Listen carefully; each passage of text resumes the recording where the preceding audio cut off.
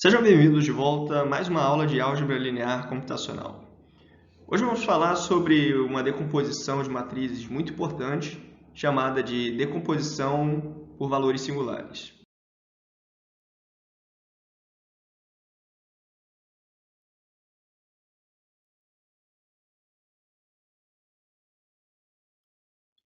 Nas aulas anteriores, falamos sobre decomposição espectral, que decompõe uma matriz usando seus autovalores e autovetores.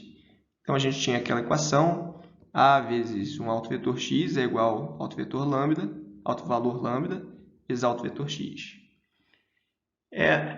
No entanto, essa decomposição só se aplica a matrizes quadradas.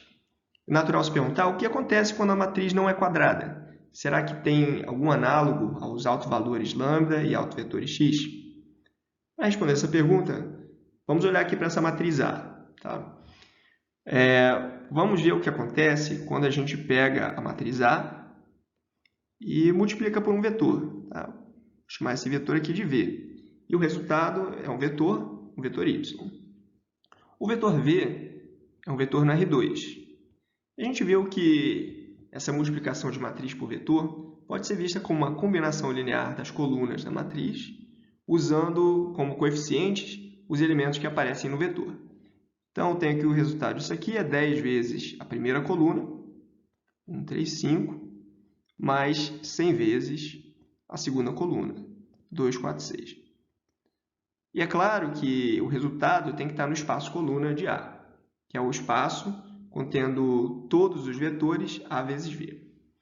Mas olha só que interessante, isso aqui vai me dar um vetor y que pertence não ao R2, mas ao R3. Então, o espaço coluna dessa matriz 3 por 2, ele é um conjunto de vetores no R3. Portanto, alguma coisa desse tipo aqui, essa decomposição em autovalores e autovetores, não pode existir, porque aqui a gente tem um vetor que está num espaço, mas o resultado dessa operação, que é o y, está em outro espaço. O que será que é o equivalente à decomposição espectral quando a matriz não é quadrada? Essa pergunta é super importante porque muitas matrizes do mundo real não são quadradas. Em particular, quando você trabalha com ciência de dados, você encontra muitas matrizes do tipo tall-thin, ou seja, que são altas e magras. Isso quer dizer que elas têm um grande número de linhas.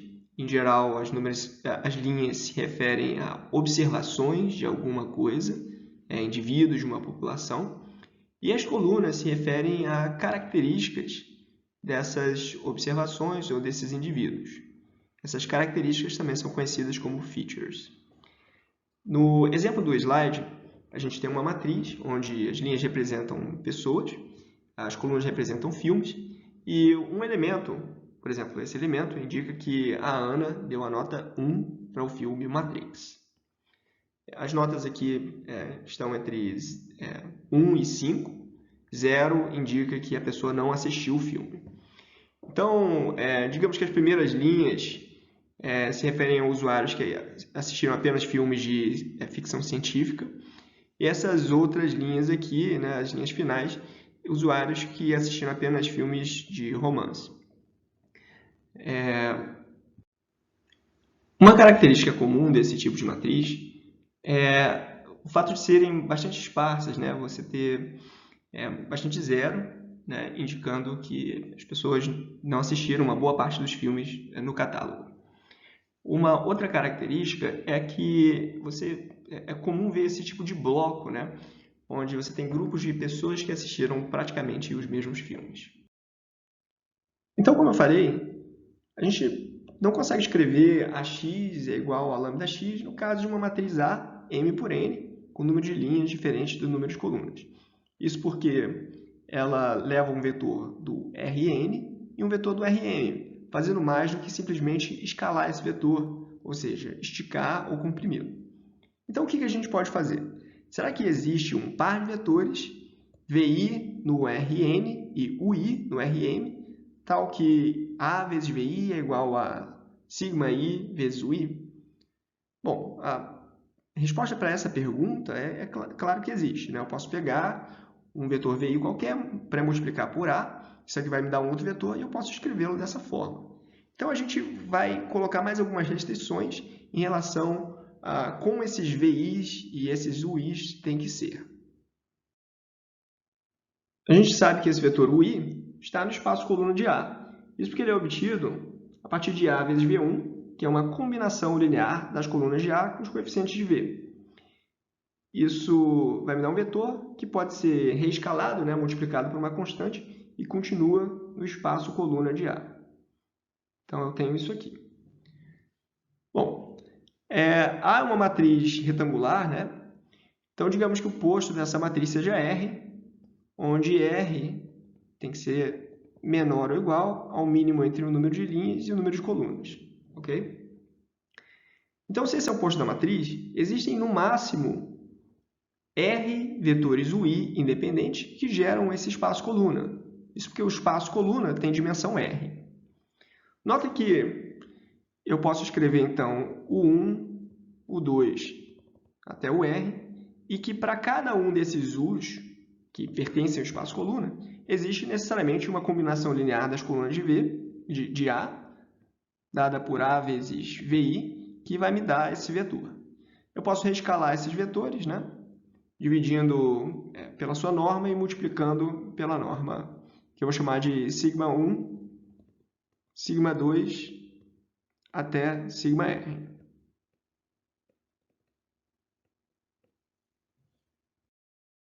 Usando a notação matricial, a gente pode escrever dessa forma.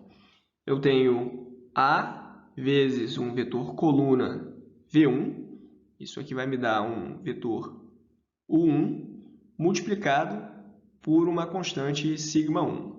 Tá? Quando você multiplica uma matriz U, por uma matriz diagonal, cada uma das colunas dessa matriz vai aparecer multiplicada pelo elemento correspondente da diagonal. Então, a gente tem R vetores U independentes, que geram o espaço coluna de A, e eles correspondem a R vetores V. Vamos ver agora um exemplo numérico. Eu quero uma matriz A que, multiplicada por uma matriz V maiúsculo, contendo as colunas V1, V2 até VR, seja igual a uma matriz U, contendo as colunas U1, U2 até o R, multiplicado por uma matriz diagonal sigma maiúsculo, contendo os σ1, σ2 até σr. Essa aqui é a nossa matriz A, e para essa matriz eu tenho essa matriz V e essa matriz U. Tá? Essa constante 1 sobre raiz de 2 multiplicada por essa matriz vai nos dar a matriz V. 1 sobre raiz de 2, 1 sobre raiz de 2 na primeira coluna, e menos 1 sobre raiz de 2 e 1 sobre raiz de 2 na segunda coluna, enquanto a matriz U vai ser 1 sobre raiz de 10, 3 sobre raiz de 10 na primeira coluna, e na segunda, menos 3 sobre raiz de 10, 1 sobre raiz de 10. A matriz diagonal contém dois elementos, o σ1 e o σ2, que são 3 vezes raiz de 5 e raiz de 5. Então, se a nossa matriz retangular A tem posto R, o seu espaço coluna, C de A, tem dimensão R. E se o espaço coluna, C de A, tem dimensão R, existem R vetores independentes, sigma I, UI, que geram esse espaço. Cada um desses vetores, como a gente viu, pode ser escrito como uma combinação linear das colunas de A, que vai ser dada por A vezes VI. A gente sabe ainda que o espaço nulo N de A vai ter dimensão N menos R. Logo, existem N menos R vetores VJ independentes, tais que A vezes VJ dá o vetor nulo. Cada um desses vetores VJ é ortogonal a V1, V2 até VR simultaneamente. Então, se a gente pegar aquela matriz V anterior, contendo essas R colunas, e concatenar esses vetores VJ, né, esses n menos r vetores Vj, que eu vou denotar como Vr mais 1, Vr mais 2 até Vn, eu tenho um novo produto, né, de matriz por vetor.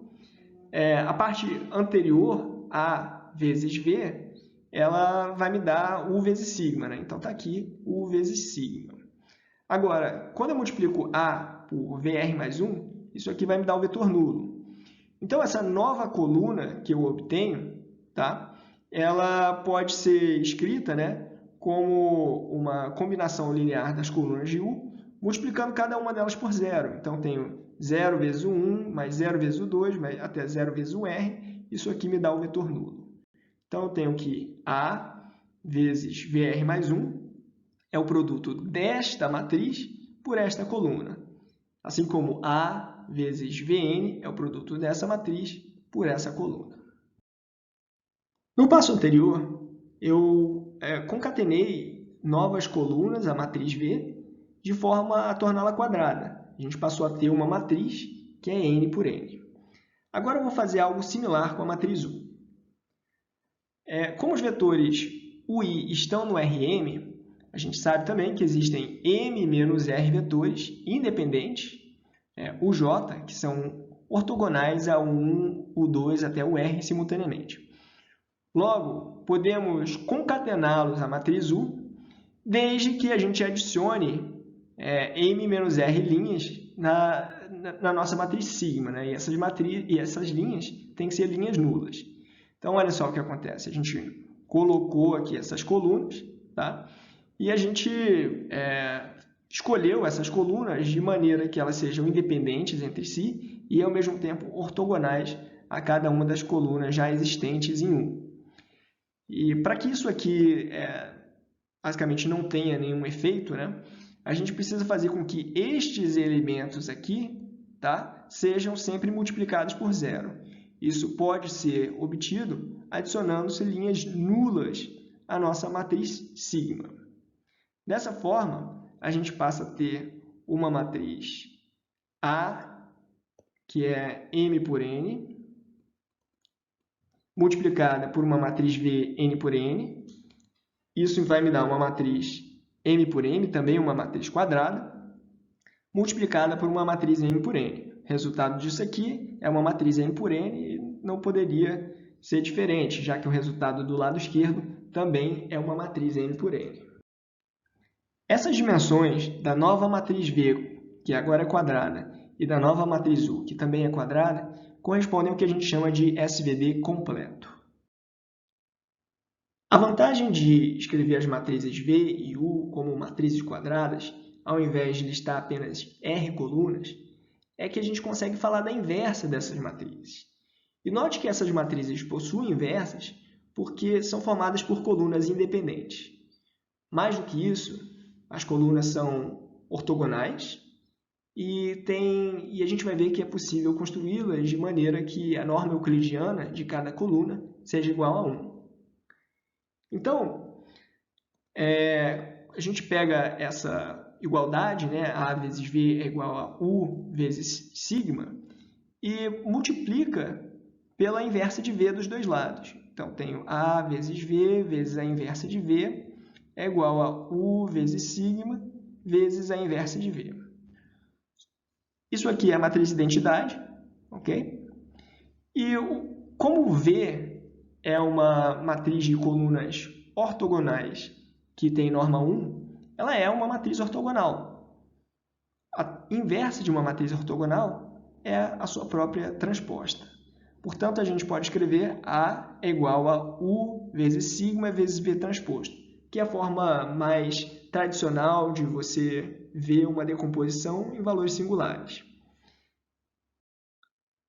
A decomposição em valores singulares, em inglês Singular Value Decomposition, é comumente abreviada pela sigla SVD. No slide anterior, a gente falou do SVD completo, que assume que as matrizes U e V são ortogonais. Para isso, elas têm que ser matrizes quadradas, com colunas ortonormais. Um pouco mais para trás, a gente falou também sobre o SVD reduzido, onde as matrizes U e V são compostas por R colunas ortogonais. Qual a relação entre o SVD completo e o SVD reduzido? No SVD completo, a gente tem a matriz A, M por N, e que pode ser escrita ou decomposta como produto de 3 matrizes.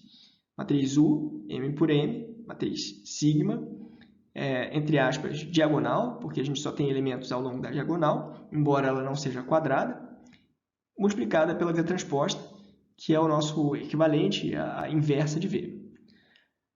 Como apenas os R primeiros elementos dessa matriz sigma são não nulos, a gente pode pegar essa submatriz, tá? Então, eu posso pegar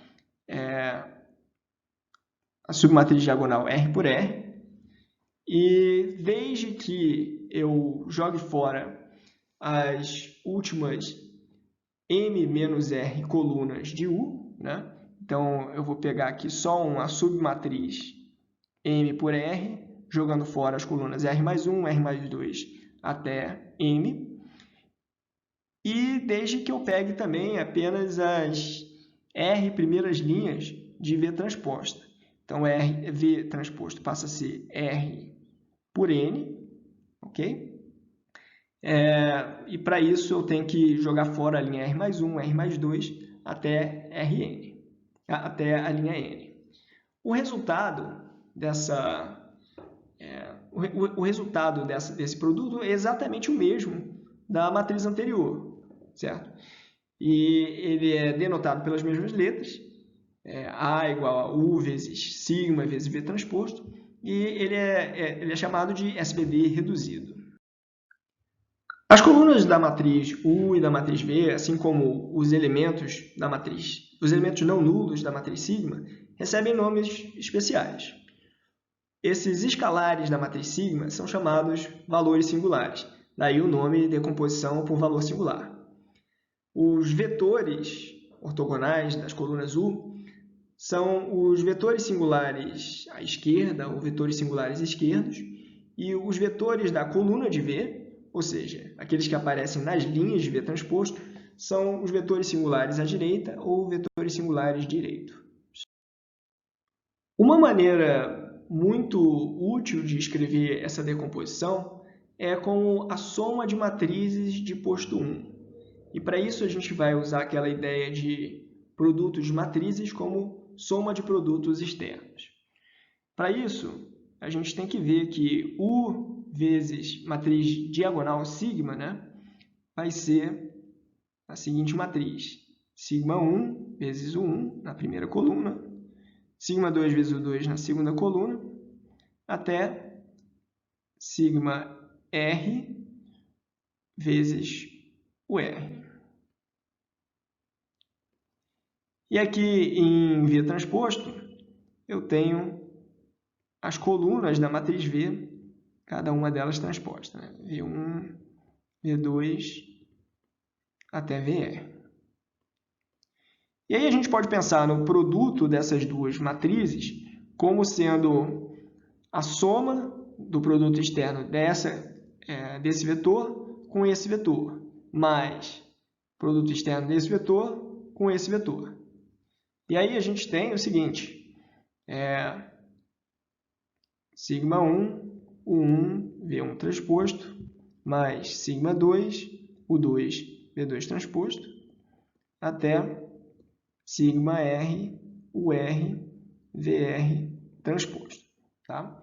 Para ver que cada um desses termos da soma é uma matriz, basta você pensar que sigma 1, o 1 é uma matriz coluna, né? Desse tipo aqui, uma matriz M por 1, e o vetor V1 transposto, pelo qual estou multiplicando, tá? Ele é uma matriz linha 1 por N. Então, cada um desses termos aqui é, na verdade, uma matriz M por N, que eu estou somando, e estou reconstruindo a matriz A. Vamos ver agora um exemplo numérico. Do lado direito, eu tenho a nossa velha conhecida matriz A, contendo as colunas 3, 4 e 0, 5. E do lado esquerdo, eu tenho essa soma de produtos externos. Então, aqui eu tenho, desse lado aqui eu tenho que ter sigma 1 vezes 1 vezes V1 transposto. Bom, os vetores U e os vetores V, eles têm que ter norma euclidiana 1. Então, esse vetor que a gente vê aqui, essa coluna 1, 3, não é exatamente o vetor U. Para que ele tenha norma 1, a gente precisa dividi-lo pela sua norma. A norma desse vetor é raiz de 10. Então, ao multiplicar por 1 sobre raiz de 10, eu tenho o vetor U. Tenho aqui o 1 vai ser 1 sobre raiz de 10 e 3 sobre raiz de 10. Da mesma forma, o vetor V, ele precisa ter, cada um dos vetores V precisa ter norma 1. Então, o vetor V1 transposto vai ser 1 sobre raiz de 2 e 1 sobre raiz de 2. Bom, então desse lado aqui só sobrou uma outra constante, que vai ser o nosso σ1. Da mesma forma, esse aqui vai ser o σ2, e eu tenho o 2 e V2 transposto. Quando a gente multiplica essa matriz aqui, 1, 3, pela matriz 1, 1, a gente tem essa matriz aqui, que é uma matriz de posto 1. É claro que ela é uma matriz de posto 1, porque eu estou construindo ela a partir de uma única coluna. Logo, o número de colunas independentes dessa matriz é 1. Então, eu tenho aqui, fazendo as contas com essas constantes, eu tenho 3 meios vezes essa matriz, mais 1 meio vezes essa outra matriz, e se você for conferir, vai obter exatamente a matriz A. Então, a gente viu que para uma matriz retangular A, eu tenho dois conjuntos de, entre aspas, autovetores, que são o que a gente chama de vetores singulares esquerdos, as colunas de U, e vetores singulares direitos, as linhas de V transposto, ou equivalentemente as colunas de V. Esses dois conjuntos estão associados através dos valores singulares, que são, entre aspas, os nossos autovalores da matriz retangular. Mas será que existe alguma outra matriz cujos autovalores lambda estão associados a esses valores singulares e cujos autovetores x estão associados a U ou a V? É claro que essa outra matriz, que contém autovalores e autovetores, tem que ser uma matriz quadrada. A resposta para essa pergunta é sim. Existe não uma matriz, mas duas matrizes que, além de quadradas, são simétricas, cujos autovalores estão relacionados aos valores singulares da matriz A. Além disso, cujos autovetores estão relacionados aos vetores singulares da matriz A. Essas matrizes são A transposto A e A vezes A transposto.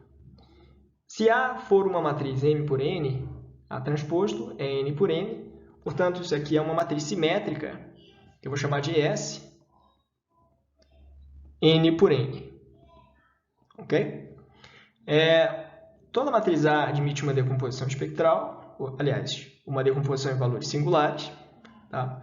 Onde U é M por R, R é oposto, sigma é R por R e V transposto é R por N. Então, quem é A transposto A?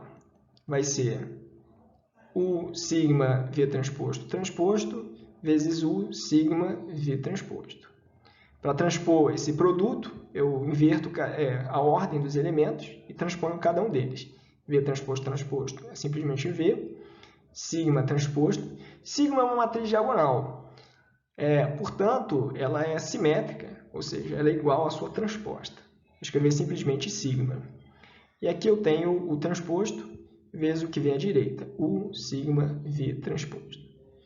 U é uma matriz ortogonal, portanto, U transposto U é identidade. Daí eu tenho V, sigma vezes sigma é sigma ao quadrado vezes V transposto. Cuidado, uma matriz elevada ao quadrado não é simplesmente levar cada um de seus elementos ao quadrado. Você tem que fazer ela vezes ela mesma. No caso particular de uma matriz diagonal, isso é verdade. Você pode simplesmente levar cada um dos elementos da diagonal ao quadrado. Então, a gente tem aqui uma matriz V, certo? que é a matriz contendo os vetores singulares à direita, a matriz sigma ao quadrado, que contém os valores singulares elevados ao quadrado. Coloquei até n, mas na verdade é até r. E aqui eu tenho os vetores singulares direito transpostos.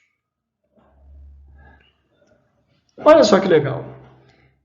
Essa matriz é uma matriz simétrica, né? Matriz que a gente chamou de S aqui, e, portanto, admite uma decomposição do tipo Q vezes lambda vezes Q transposto, onde Q são os autovetores de S e lambda são os autovalores de S. Como essa matriz V ela é ortogonal, ela faz justamente o papel dessa matriz Q. Então, esse aqui é o nosso Q ali, tá? Esse aqui é o nosso lambda e esse aqui é o nosso Q transposto. Portanto, os autovalores da matriz S, que é a transposto A, são justamente lambda 1 ao quadrado, lambda 2 ao quadrado, lambda r ao quadrado. E os autovetores da matriz S são os vetores singulares à direita da matriz A. Então, a gente pode escrever isso, né? Autovalores de S são valores singulares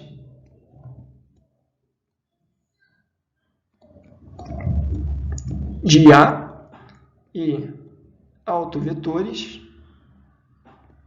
Na verdade, não são os valores singulares, né, mas são os valores singulares elevados ao quadrado. Vou corrigir aqui. Os valores singulares elevados ao quadrado.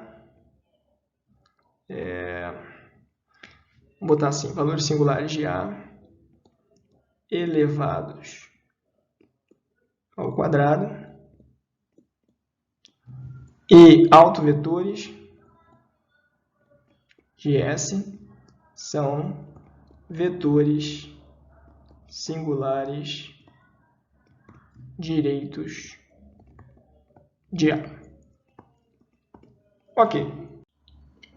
Portanto, uma forma de calcular os valores singulares da matriz A é calcular A transposto A e fazer a sua decomposição espectral. No entanto, essa não é a forma mais eficiente. A gente vai ver como fazer isso de uma maneira melhor algumas aulas para frente. Como era de se esperar, a segunda matriz simétrica, A vezes A transposto, vai ser usada para calcular os vetores singulares à esquerda de A. A gente tem que A é U sigma V transposto, onde U é M por R, sigma é R por R e V transposto é R por N. Portanto, essa matriz aqui, M por N vezes N por M, é uma matriz simétrica que é M por N. Nota que essa matriz é diferente da outra matriz. É diferente da matriz S do slide anterior. Quem é A vezes A transposto? É U sigma V transposto. Se U ficou parecendo um V, vamos botar aqui, pronto. U sigma V transposto vezes o transposto de U sigma V transposto. Então, a gente tem U sigma V transposto. Aqui vai ficar V sigma transposto. U transposto. Isso aqui é igual a U sigma ao quadrado vezes U transposto. Portanto, eu tenho aqui a matriz U, contendo R colunas. Tenho aqui, novamente, os valores singulares elevados ao quadrado. E aqui, a matriz U transposta. A matriz U, a gente sabe que é uma matriz ortogonal. Então, a decomposição de R em Q sigma Q transposto, ela é dada justamente por essa matriz U vezes sigma ao quadrado vezes o transposto. Portanto, eu tenho que os autovalores de S são valores singulares de... Esse S aqui, né, vou colocar a definição. S é igual a vezes A transposto. São os valores singulares de A e autovetores de S são vetores singulares. Matriz U, né? Então, à direita. Aliás, vetores singulares à esquerda, né?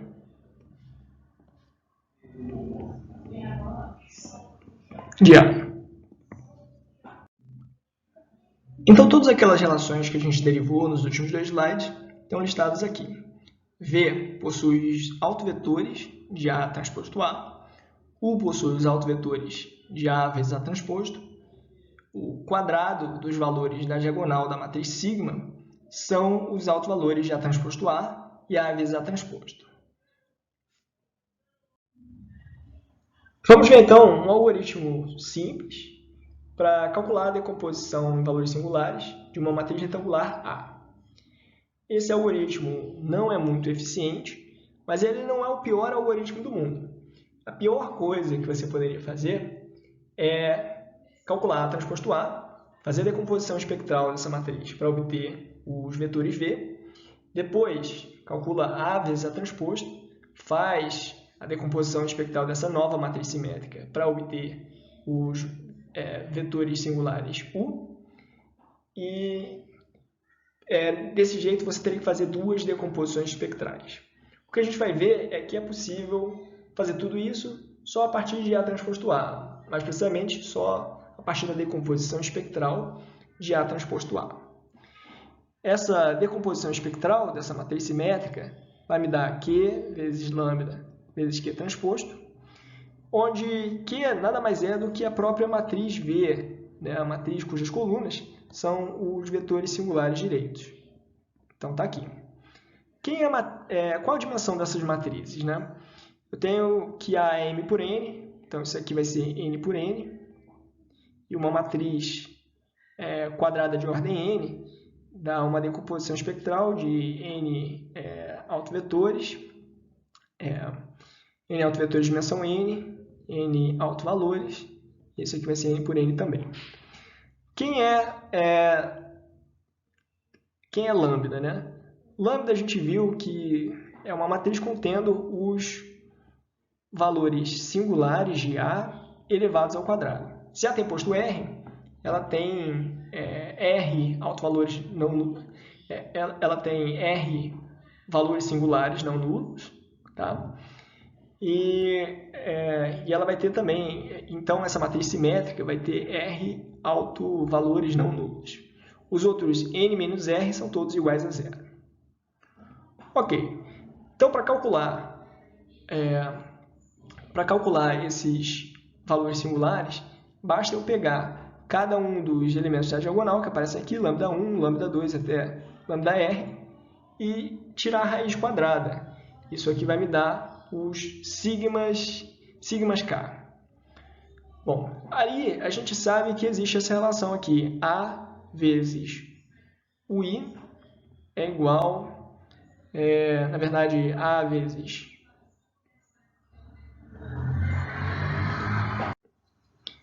VI é igual a sigma I vezes UI. Portanto, se eu quiser calcular UI a partir dos vetores VI, né, que aparecem nas colunas dessa matriz, basta eu fazer A vezes VI e dividir por sigma I. A gente consegue fazer isso de maneira matricial, né? Fazendo A é igual a vezes uma matriz V multiplicado por uma matriz diagonal, né? Contendo os inversos a inversa de sigma. Nas aulas anteriores, quando a gente falou da decomposição espectral de uma matriz simétrica matriz simétrica é assim, Q vezes lambda vezes Q transposto, a gente viu que a geometria dos autovetores nos dá uma intuição muito importante do que acontece ao se multiplicar S por um vetor V. Um vetor V no Rn ele pode ser decomposto como uma combinação linear dos autovetores da matriz S. Então, temos aqui essa combinação linear com os coeficientes adequadamente calculados. E aí, quando a gente multiplica S por V, o que essa multiplicação faz é esticar ou comprimir cada um desses componentes pelos respectivos autovalores. Então, na componente Q1, ele vai ser multiplicado por lambda1, a componente em Qn vai ser multiplicado por lambda_n, isso aqui vai me dar o novo vetor. Agora a gente vai ver o equivalente para a geometria da decomposição em valores singulares. Para isso, a gente vai começar com uma matriz de rotação R e entender o que essa matriz faz ao se multiplicar por um vetor. Tem aqui a matriz no R2, né? A matriz R de θ, que rotaciona um vetor por um ângulo θ no sentido anti-horário. Essa matriz é dada pelas colunas cosseno θ, seno θ e menos seno θ, cosseno θ. Substituindo aqui pelo ângulo π sobre 4 radianos, que é 45 graus, a gente coloca π sobre 4 aqui no lugar desse ângulo, e tem 1 sobre raiz de 2 e 1 sobre raiz de 2 na primeira coluna, e menos 1 sobre raiz de 2 e 1 sobre raiz de 2 na segunda coluna. Visualmente, o efeito que isso tem é o seguinte. Vamos colocar aqui um círculo de raio 1. Eu tenho um determinado vetor aqui, e digamos que esse vetor seja V. Ao fazer R vezes V, eu tenho esse novo vetor em azul, que é basicamente esse vetor, né, rotacionado no sentido anti-horário pelo ângulo π sobre 4. Isso aqui é R vezes V.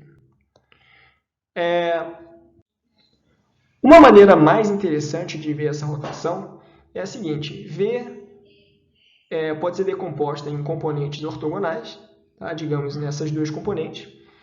E eu posso pensar que eu vou chamar de E1 e E2. E eu posso rotacionar, né? Eu posso escrever V como sendo uma combinação de E1 mais uma combinação de E2. E eu posso rotacionar esse vetor V apenas rotacionando-se as componentes e mantendo os coeficientes exatamente iguais. Então, E1 rotacionado por 45 graus vai ser isso aqui. Esse aqui é o R E1. E2 rotacionado 45 graus vai ser isso aqui. E aí, se eu calcular C1 vezes R E1 mais C2 vezes R E2, pela linearidade, a gente tem que isso aqui é a mesma coisa que R vezes V, que está representado aqui em azul. Vamos aplicar essa ideia no cálculo de R vezes X para, digamos, x igual ao vetor 3, 2. O vetor 3, 2 pode ser escrito como 3 vezes o vetor E1, que é o vetor 1, 0, mais 2 vezes o vetor E2, que é o vetor 0, 1. Isso aqui é aquela ideia de você escrever, decompor, né, x1 na base canônica do R2, obtendo C1 vezes E1 mais C2 vezes E2. Nesse caso, eu tenho que 3 é o C1 e 2 é o C2. A gente viu no slide anterior que R vezes X pode ser escrito como C1 vezes R vezes E1 mais C2 vezes R vezes E2. C1 é igual a 3, Vou escrever aqui a matriz R, 1 raiz de 2, 1 sobre raiz de 2, menos 1 sobre raiz de 2, 1 sobre raiz de 2. Isso aqui multiplicado por 1, 0. Basicamente, o que essa multiplicação faz é selecionar a primeira coluna. É uma vez a primeira coluna, mais 0 vezes a segunda coluna. E a segunda multiplicação seleciona a segunda coluna. Então, eu não vou escrever aqui a matriz, eu tenho a matriz R e tenho aqui a coluna 0, 1. Isso aqui vai ser 3 vezes 1 sobre raiz de 2, 1 sobre raiz de 2, mais 2 vezes menos 1 sobre raiz de 2, 1 sobre raiz de 2. Então, ao invés de ver a multiplicação agindo diretamente sobre o vetor, a gente pode pensar nessa rotação, né? Essa multiplicação por R, como agindo nos eixos sobre os quais eu estou representando o meu vetor. Então, o que significa pré-multiplicar um vetor V por uma matriz A? Para responder essa pergunta, vamos escrever A usando a sua decomposição em valores singulares. Reagrupando um pouco os termos, eu tenho U sigma vezes V transposto vezes V'zinho. V é uma matriz ortogonal, portanto, V transposto é ortogonal também. Toda matriz ortogonal, assim como V transposto, pode ser vista ou como uma rotação ou como uma reflexão. Em particular, V transposto é a inversa de V, é a operação inversa de V. Então, se a gente imaginar isso aqui como sendo uma rotação, vamos ver o que multiplicar por um vetor V faz. Para isso, vamos pegar o primeiro vetor da base canônica, né, e multiplicar e pré-multiplicar por V. Isso aqui vai me dar a primeira coluna de V. Se eu pegar o vetor E2, vai me dar a segunda coluna de V e assim por diante. Então, o que isso quer dizer? Né? Quer dizer que eu estou pegando um vetor E1, tá? Que é o vetor 1, 0, estou pegando o vetor E2, estou pré-multiplicando por V, e aí eu estou obtendo os vetores singulares direitos, né, dessa matriz. Então, eu tenho aqui, digamos que esse aqui seja o V1, a gente sabe que eles são ortogonais entre si, ou seja, formam um ângulo de 90 graus. Então, eu transformei E1 em V1 e E2 em V2. O V transposto, ele faz o contrário, ele faz a rotação contrária. Então, se eu pegar aqui V transposto e multiplicar por V1, isso aqui vai me dar E1.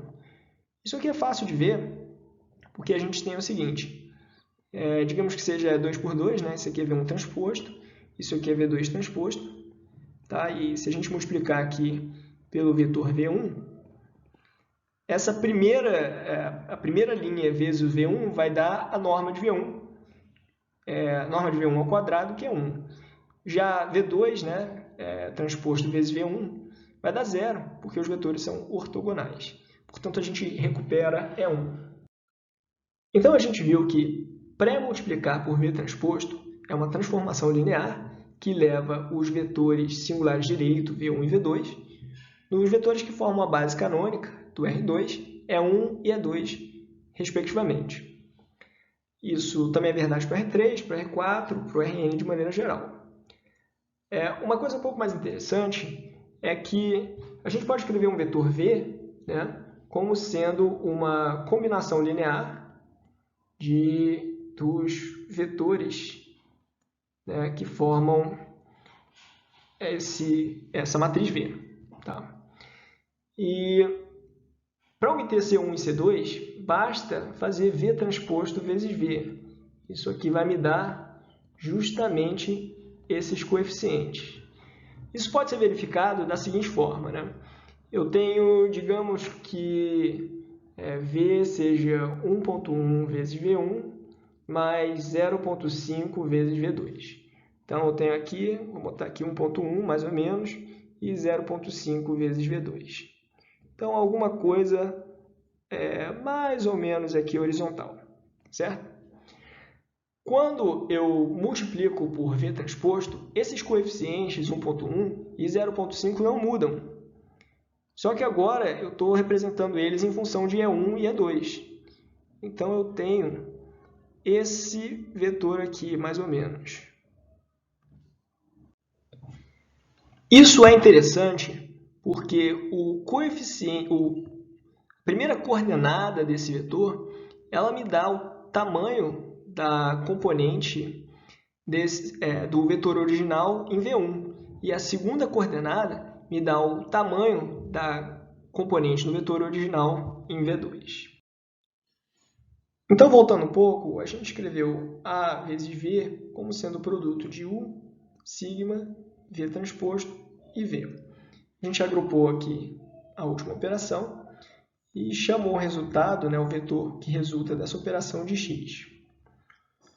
Essa operação é essencialmente uma rotação e as coordenadas de x representam os tamanhos das componentes de V quando escritas como uma combinação linear das colunas de V maiúsculo.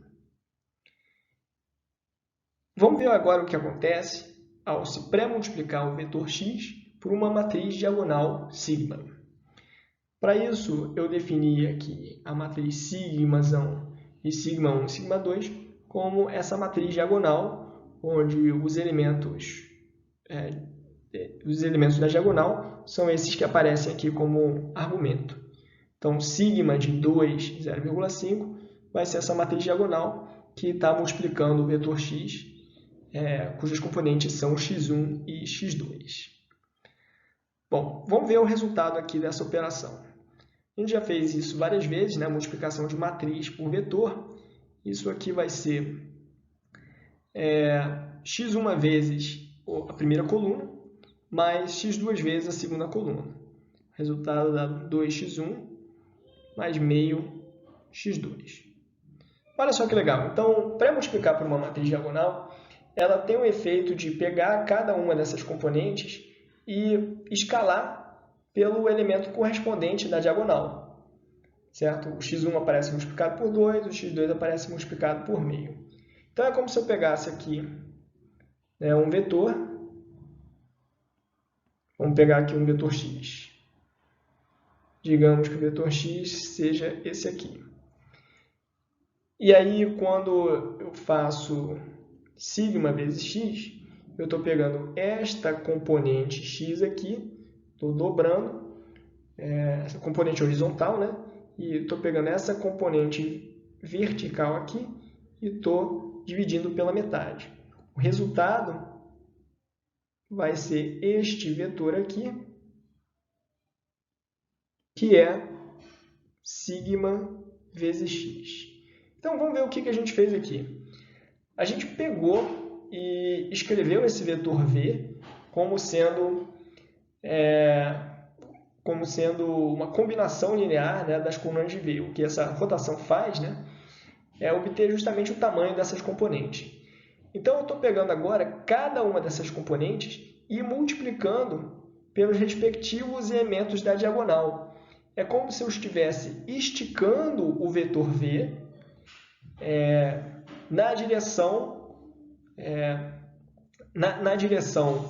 dos vetores singulares direitos, que são as colunas de v, v maiúsculo, e a quantidade, o valor pelo qual eu vou escalar, o multiplicador, são os elementos de sigma. Em particular, os elementos que aparecem na diagonal de sigma.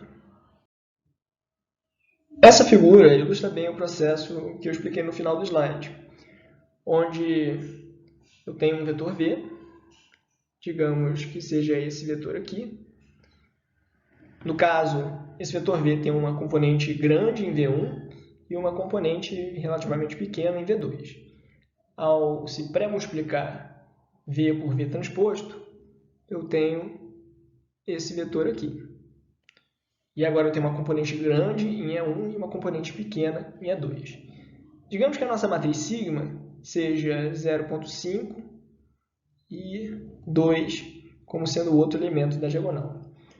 O que isso vai fazer é comprimir, ele vai comprimir o eixo x e vai dobrar, ele vai comprimir pela metade o eixo x e vai dobrar o eixo y, obtendo alguma coisa desse tipo.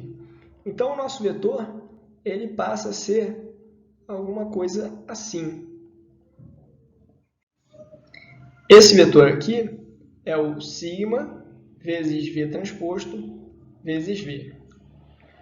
Observa que é como se eu tivesse pegado o vetor V e quebrado ele em duas componentes e dito o seguinte, olha, eu vou pegar a sua componente em V1, vou dividir pela metade, vou pegar a sua componente em V2, vou dobrar e depois vou rotacionar por esse ângulo aí dado por V transposto. Finalmente chegamos ao último passo da geometria do SVD. Então a gente tinha uma matriz A multiplicada por um vetor V, que era U vezes sigma vezes V transposto vezes Vzinho. Então a gente tinha uma rotação, isso me dava um vetor X. Eu reescalava as coordenadas de X através dessa pré-multiplicação pela matriz diagonal sigma. E aí eu vou pegar esse vetor resultante, digamos Y, e eu vou pré-multiplicar por uma matriz U. U é uma matriz ortogonal, então pode ser vista como uma rotação ou uma reflexão. Essa figurinha aqui ilustra o caso, né, em que U é uma rotação. Então, fazendo aqui os nossos vetores, né, a gente tinha um vetor V, digamos que tinha uma componente grande em V1 e uma componente pequena em V2. Ao se pré-multiplicar pelo vetor V transposto, a gente obteve X, que era V maiúsculo transposto Vzinho. Depois a gente pré-multiplicou por sigma, ou seja, reescalou o X e o Y. Isso aqui era o Y, que é igual sigma vezes V transposto vezes V. E, finalmente, pré-multiplicou por U, obtendo essa última rotação aqui. Então, o nosso vetor ele ficou, digamos, mais ou menos assim. Esse aqui é o vetor A vezes V, que é igual a U vezes sigma vezes V transposto vezes Vzinho. Então, a gente pode ver uma multiplicação por uma matriz como sendo uma operação de reescalar, né, esse vetor nas suas componentes formadas pelos vetores singulares à direita. E depois de reescalar e rotacionar por V transposto, eu rotaciono novamente por U.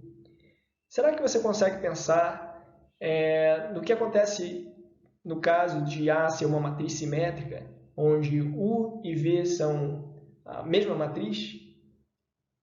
Vou deixar isso como desafio. Até a próxima.